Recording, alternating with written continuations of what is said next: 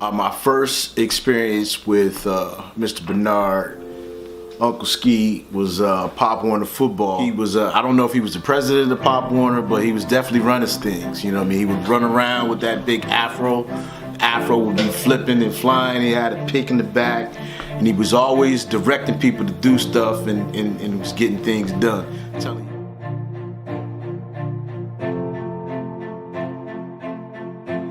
The amazing thing that they did was the Malcolm Bernard Scholarship. I was one of the first recipients of the scholarship.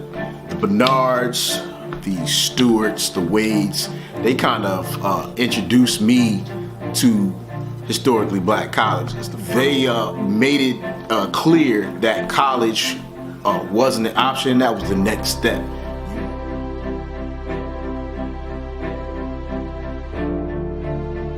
I went to Fairleigh Dickinson University for 1 week. Got there for 1 week and I'm like, this is not the place for me. So I called Malcolm, I said, listen man, I don't think I'm gonna go to Fairleigh Dickinson. He's like, look, tell your mom to take you to Baltimore and drive to Baltimore and just tell them I told you to come there. I'm like, who says that? Like, just drive to Baltimore and tell them that I said to come there. So my mom, we packed up about a week of clothes, went down to Baltimore, went to the Morgan State Foundation and said, hey, Malcolm Bernard told us to come here.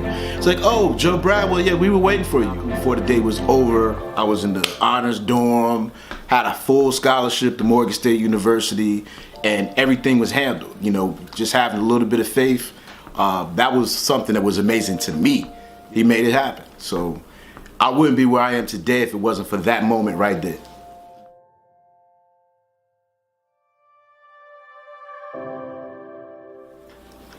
When he passed away, I believe he wrote his own eulogy. But the one thing that I remember from his funeral, Mr. Wade was reading his eulogy, you can hear Malcolm talking.